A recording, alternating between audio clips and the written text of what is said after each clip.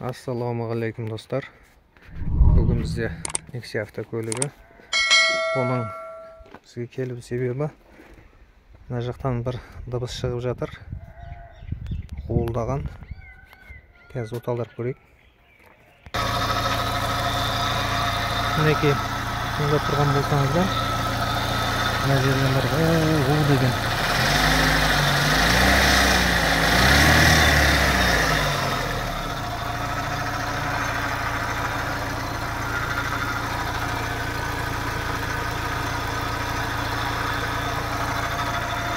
Ona қазір генератордың починкаға кеткен шығар деп күдіктеніп отырмыз. Сол генераторды ашып көретін боламыз. Оны шешу үшін бізге воздушный фильтрді шешіп, сосын генератор шығарып аламыз. Мінекей достар, бұны қазір қай жерден шығып жатқанын точно диагноз қою үшін мынаны генераторды босатып, сосын оталдырып көреміз. Егер жәндегі дыбыс жоқ болатын болса, генераторды ашып подшипнигін ауыстыратын боламыз. Мінекей қазір біз генератордың ременін шешіп тастадық. Енді оталдырып көрейік. Мінекей оталдырдық.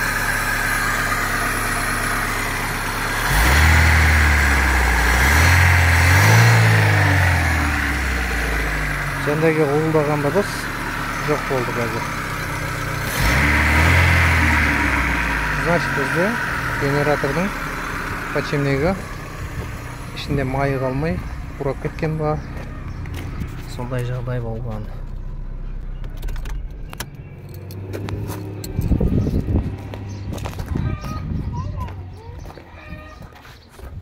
Енді бізге генераторды шешіп алып, подшипнигін көрейік. Бұл генераторымызды шешу қиын емес.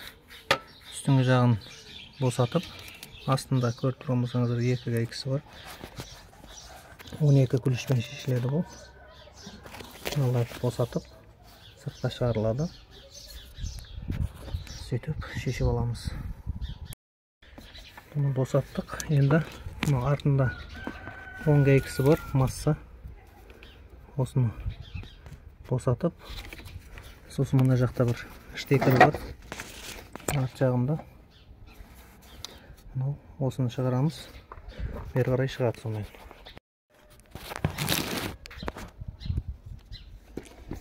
Мінекей достар, генератор шығарып алдық. Бұлда лифт жоқ. Бірақ дыбыс шығарып жатыр. Бұл дыбыс мұны арт жағынан шығып жатыр, мына жерінен. Мінекей тыңдап отқан болсаңыздар. Қазір осының подшипнигін ауыстырамыз.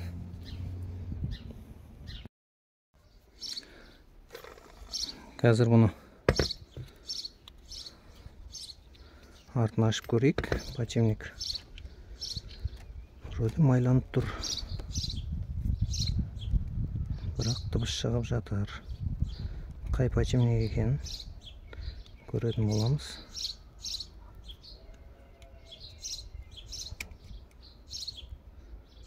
Бұның ішінде майланып тұр. Бірақ дыбыс бар.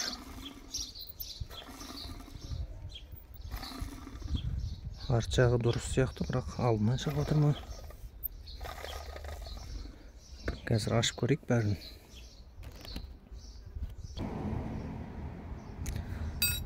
Алдыменен мынау гайкілерін босатамыз. Ол үшін бізге 6 головка де болады. Негізі звездочка екен, наборда бар. Оны 6 головка ключпен босатамыз.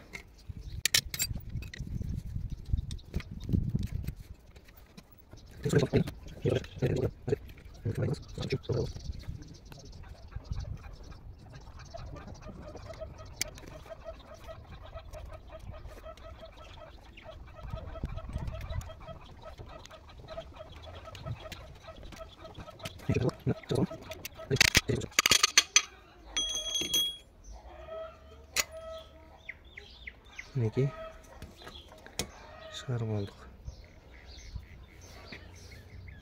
Мына подшипнигімізде де азырақ бар екен. Жәндегі айналған кезде бөлек-бөлек болып айналып жатыр.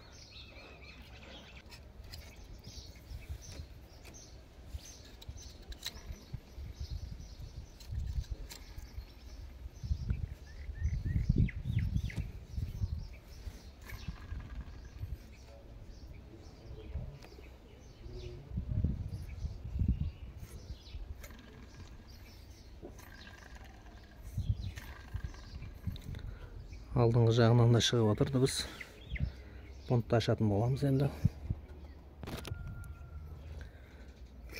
Неке тыңдап тұрған болсаңыздар, алдыңғы жағынан да шығып жатыр.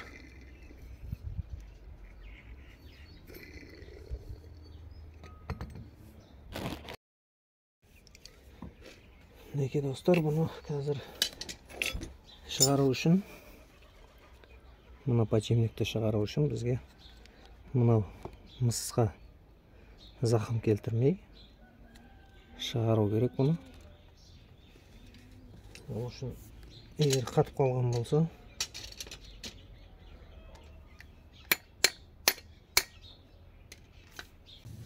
мынандай қыш қойып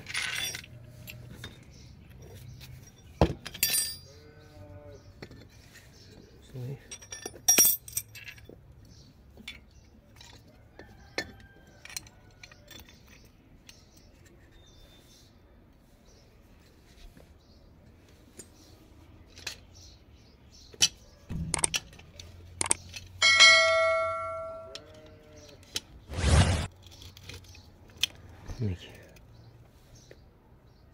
өстіп ұрсақ шығу керек.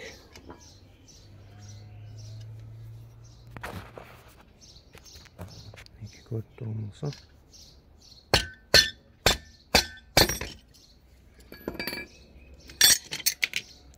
барлық адамның үйінде бұндай инструмент бола бермейді.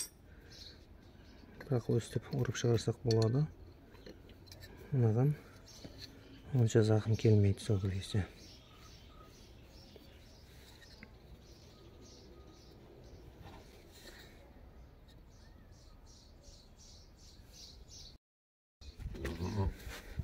Неке достар, бұны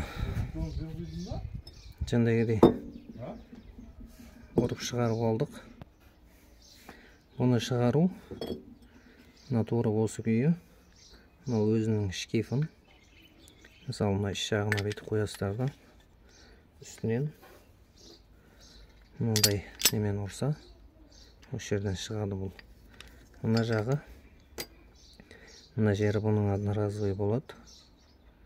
Бұл бұрын алынбаған подшипник, қазір біз ұрып шығардық. Мына шеті сынды бұның. Енді бұған жаңасын саламыз. Жаңасын салу бұлай болады. Мына жаңа подшипник.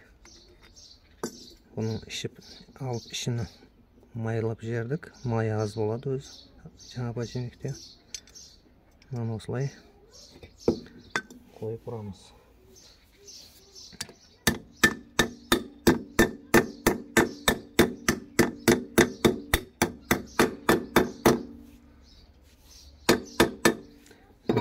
Түсті.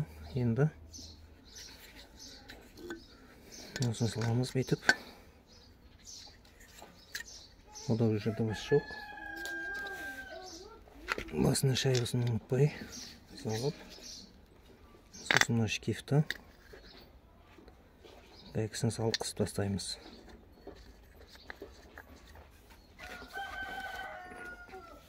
Енді 24 головкамен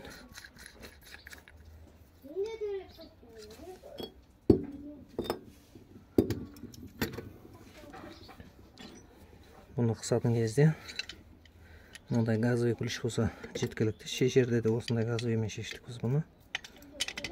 Етіп ұстаймыз мына екеуінен. Үйде бізде пресс жоқ еді. Негізі пресспен қысып сөйтіп шешіледі.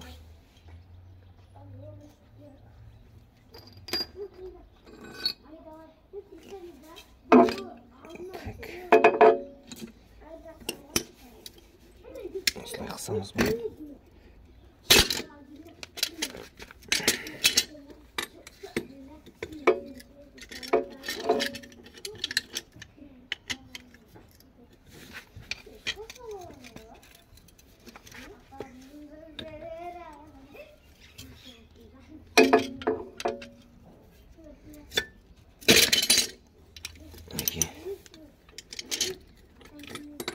басылды.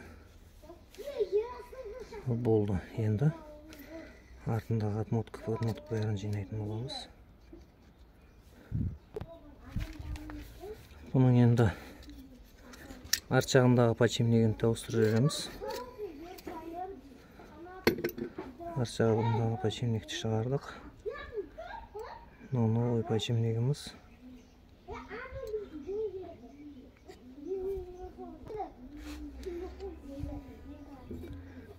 Осылай.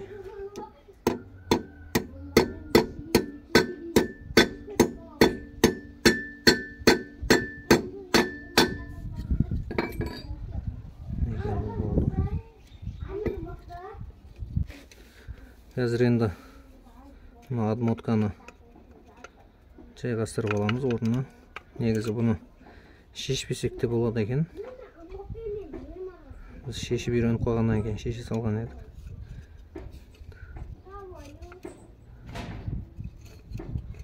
Бұлай орнына салып қойып аламыз. Мінекей. Дәл осылай.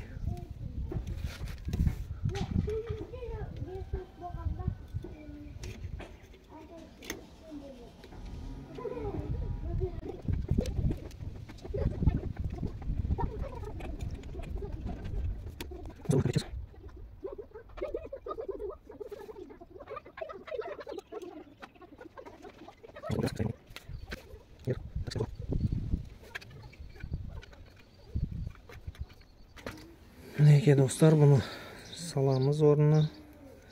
Салар кезде тура осылай тағып, мына жағынан қарап отырсақ болады. Шотканы қолмен ақ итере саламыз бүйтіп. Мінекей орнына түсті. Енді бұл қолақтары резвасы бар жағы жоғарыға, резвасы жоғы екеуі астына болады. Мінекей достар, генераторымыз дайын. Подшипниктерін ауыстырып қойдық. Енді орнына саламыз бұны. Так, бұл генераторда енді орнына саламыз бұны. Алдыменен генераторды осылай салып алып, мінекей, сосын мынау нәтижесін жоғары көтеріп қойсақ, бүйтіп орнына түседі. Қысып алайық. Мінекей достар, генераторымыз орнына қойдық. Мына 2 вольтны тақатырдық. Енді мынаны орнына салып, ременді қойып оталдырып көретін боламыз. Мінекей енді бұны генератор тартатын кезде сендегі артқы жағына қатты жеріне мұндай мені қойып ременді тартамыз. Ременді тартқан кезде де шлик қатты емес. Жәндегідегі ременіміз 45 градусқа айналатын болу керек. Болмаса генератордың подшипнигін тағы кетіріп қою мүмкін. Қазір тартып алайық. Мінекей бұл ременді қойып қойдық. Енді мінекей мына ремен айналдырған кезде бұл айынан 45 градусқа айналу керек. Сол кезде норма болады. Одан қатты тартатын болсақ, генератордың подшипнигі кетеді. Енді оталдырамыз. Мінекей оталдырдық. Генератордың дыбысы жоқ қазір.